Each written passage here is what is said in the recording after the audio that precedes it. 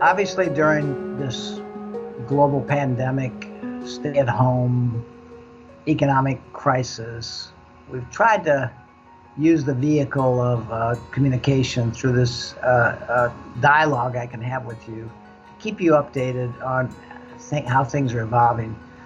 What I want to talk about today, though, is from every crisis, good things come from.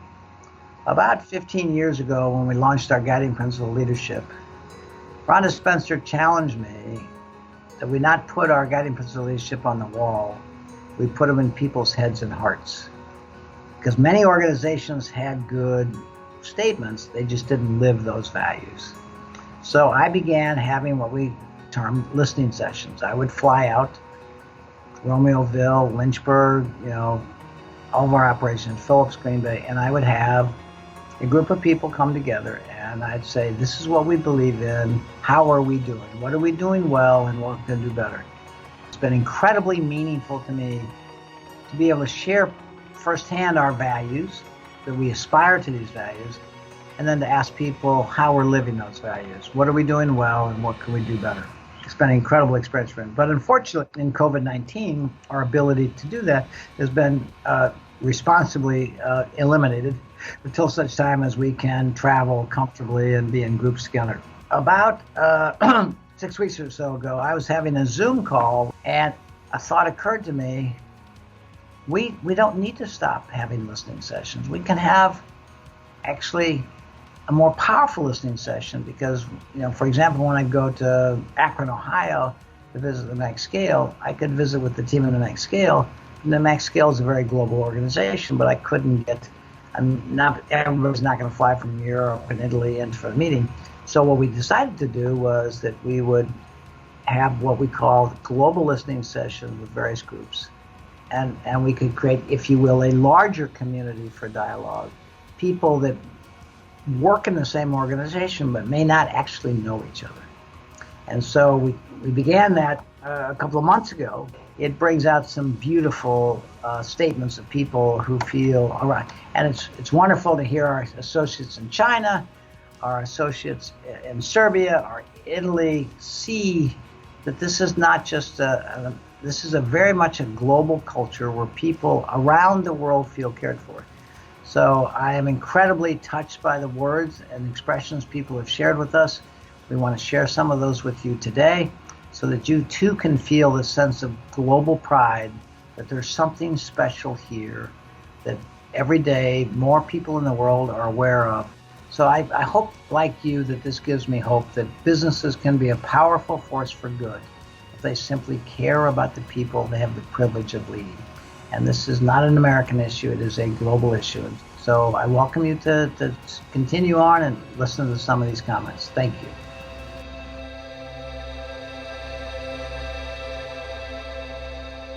I think that we come together as an organization at the worst of times in the best possible way.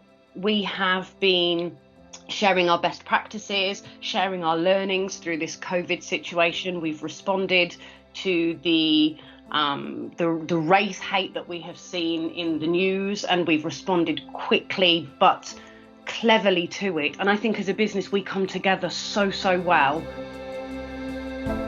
It became very apparent during the crisis and that communication was so important. And I can't tell you how much that it really meant to have folks at BW leading the way, doing the research where we didn't feel like we had to do that. Every time translating it into, 11 languages to make sure that everybody can understand.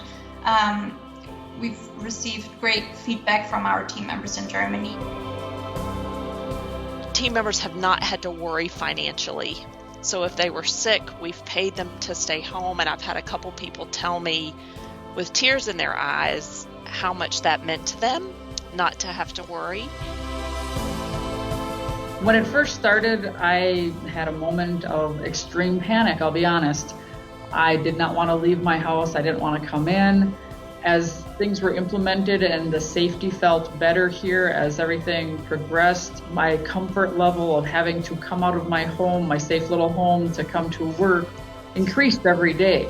But there was no resentment on the people that could work from home, though, because their job was with their computer, and that's what they're able to do from home, where my job requires me to be in the factory and actually touching something that is here. So there was no resentment that I noticed from anybody in that respect. Since the beginning of this, as I do in my own home, I'd rather come here than go to the grocery store. I've actually had opportunities to take a furlough because of a light workload in the plant, and I've chosen to continue to come to work every day. And that's how safe I feel and good I feel about coming here on a daily basis. At this time, I've never seen so many, team members come to us in situations with spouses that may not have the same opportunity, the same stability. They're adding spouses to benefit plans because they're not in the same position. So, you see moments like that, you're very grateful to be part of that. I've been here for 4.5 years. Before that, I worked for a big manufacturing facility. And there were times when you were driving home that you wondered, am I going to have a job tomorrow? Because you maybe hear that the business for the next 1 to 2 years isn't going to go that well. We have long lead time stuff. I don't feel that way anymore working for Barry-Wehmiller. I often talk to the associates too as well on the floor. They don't feel that way either. While we've been locked down, there's 3 of us that have worked the entire time. And I think one thing that the company has done really well is that at no point have I felt unsafe. And I think it's when you see the information that's come not just locally but also from corporate as well.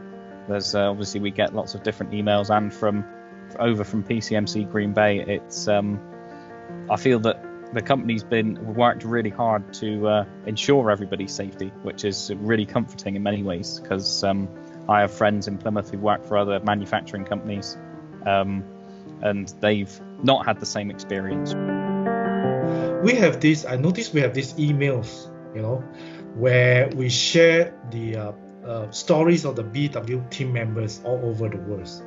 And throughout these stories, they amplify the positive. I think that's really good, because through this email, then we know that we are such a big family. It makes us feel proud and grateful to be part of the BW family.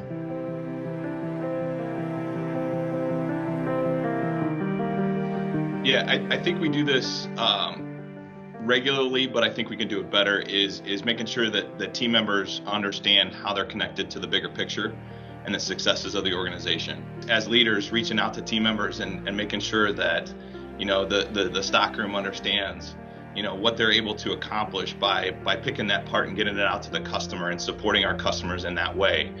Just sort of having those conversations and bringing it to a bigger picture and connecting it to our successes.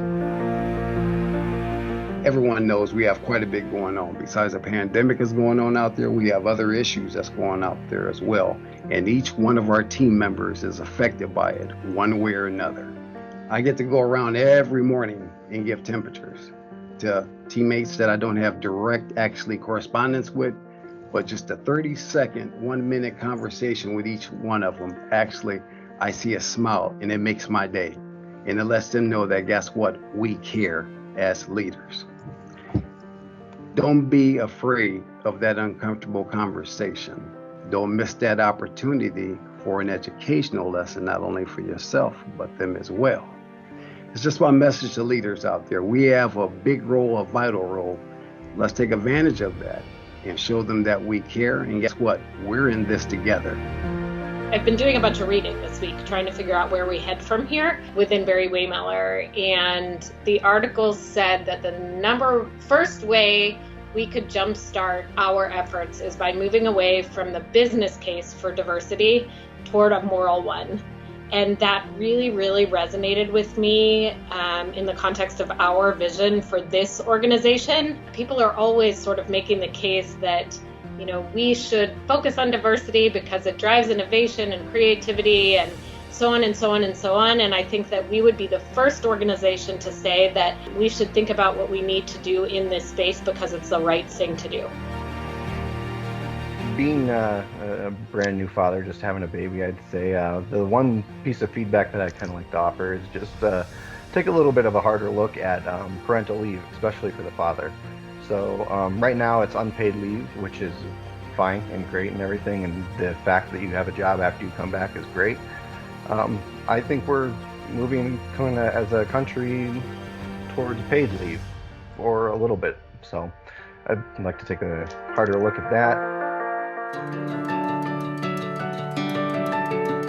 And I just can't say enough that for 23 years, I've always felt cared for, and feeling that way makes me want to care for others. I feel like there's just a much higher degree of candor and just genuineness and authenticity in our leaders that, I felt like there was a lot more posturing going on in my prior organization where I don't feel that as much here. Just that I'm so appreciative to work for a company that not only talks the talk, but does walk the walk. With my L3 background, to me, this is a check and adjust period. We're really checking and adjusting. How's it going? And so many companies do just get a phrase and splash it up on the wall, but they don't go back and interface with their employees and say, how is it going? What do you feel? Are we living up to what we said we're doing? Right after I started here, I saw an opportunity that would use all of my skills. So I went to leadership and said I could be better useful to you over in this department. And a month later, that's where I went to, and that's where I've been ever since. And I love my job, and I love coming to work every day. And I love the fact that people listen and you have something to say. And there's just a hunger from the leaders to get better, to have more support, to have other opinions, which has not always been the case in other places that I've worked. There's a lot of ugliness outside of these four walls. But when you come inside these four walls, that's got to stay outside. We're going to take care of you, we're going to take care of each other, and we're going to take care of this business.